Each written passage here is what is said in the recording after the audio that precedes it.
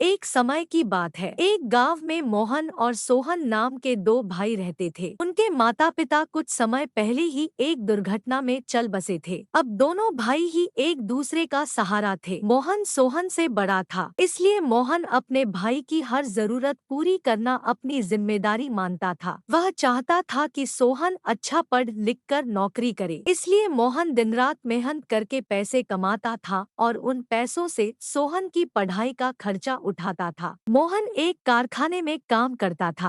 कारखाने का काम खत्म करके वह चाय की दुकान खोलता था ताकि कुछ और पैसे कमा सके, जिससे सोहन की फीस और उसकी जरूरतें अच्छे से पूरी कर सके। मोहन सुबह जल्दी कारखाने जाता था, इसलिए वह जल्दी उठकर घर का सारा काम करता था और दोनों के लिए खाना बनाकर रख देता था ताकि सोहन को पढ़ने में कोई दिक्कत ना आए। इस तरह दिन बीतते गए और सोहन की स्कूल की पढ़ाई पूरी हुई। अब उसने मोहन के सामने कॉलेज जाने की इच्छा जताई। मोहन के लिए कॉलेज की फीस भरना थोड़ा मुश्किल था, लेकिन फिर भी वह सोहन की बात मान लेता है ताकि उसकी पढ़ाई ना रुके। अब मोहन को और ज्यादा काम करना पड़ता था। मोहन रात को 12 बजे तक कारखाने और चाय की दुकान वाला काम खत्म करके घर आता था और सुबह जल्दी 5 बजे निकल जाता था। इस तरह समय गुजरा और सोहन ने अपनी कॉलेज की पढ़ाई जारी रखी। वह कॉलेज में अच्छे से पढ़ने लगा। इधर मोहन दिन रात खून पसीना एक करके पैसे कमाता था। मोहन की नींद पूरी नहीं होने से वह कुछ बीमार सा रहने लगा था। फिर भी वह हर हाल में काम करता रहा। उसके मन में एक ही उम्मीद थी कि सोहन पढ़कर बड़ा आदमी बनेगा तो सब ठीक हो जाएगा और उसे इतना ज्यादा काम भी नहीं करना पड़ेगा। इस तरह से 3 साल बीत गए। आज सोहन के कॉलेज की पढ़ाई पूरी हुई और आज उसके कॉलेज का परिणाम आने वाला था। मोहन बहुत खुश था कि सोहन बहुत अच्छे अंकों से पास होगा। मोहन उस शाम को मिठाई लेकर जल्दी घर पहुंच गया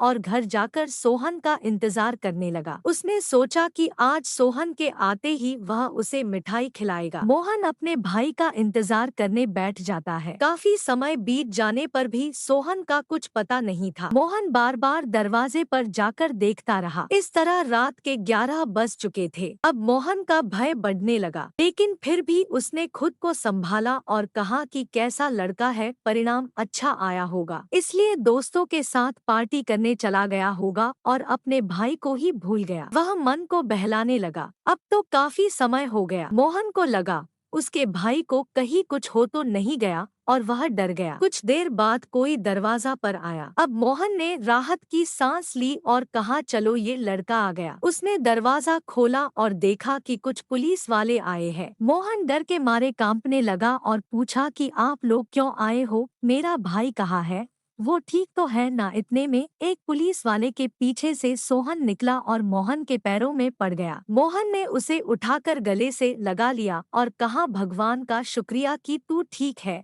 मैं तो बहुत डर गया था। इतने में एक पुलिस वाला कहता है कि मोहन जी, आप बहुत भाग्यशाली है कि आपके पास सोहन जैसा भाई है। सोहन ने आज वो कर दिखाया है जो हर कोई नहीं कर पाता है। इसने अपनी कॉलेज की पढ़ाई के साथ पुलिस की भर्ती की तैयारी भी की थी। आज उसके परिणाम भी आए हैं। सोहन ने दोनों परीक्षाओं में बहुत अच्छे अंक प्राप्त किए हैं। कुछ दिन बाद इसकी ट्रेनिंग शुरू होगी और फिर नौकरी पक्की हो जाएगी। ये सुनकर सोहन ने कहा कि भाग्यशाली तो मैं हूँ जिसने ऐसा भाई पाया है। इन्होंने मेरी हर जरूरत को पूरा किया है और उसके लिए कड़ी मेहनत की। लेकिन अब समय आ गया है कि ये आराम करे और मैं इनकी हर जरूरत पूरी करूंगा। ये देख मोहन खुशी से रोने लगा। दोनों भाई आपस में गले लगे। पुलिस वालों ने उन्हें बधाई दी और सबने मिठाई खाई।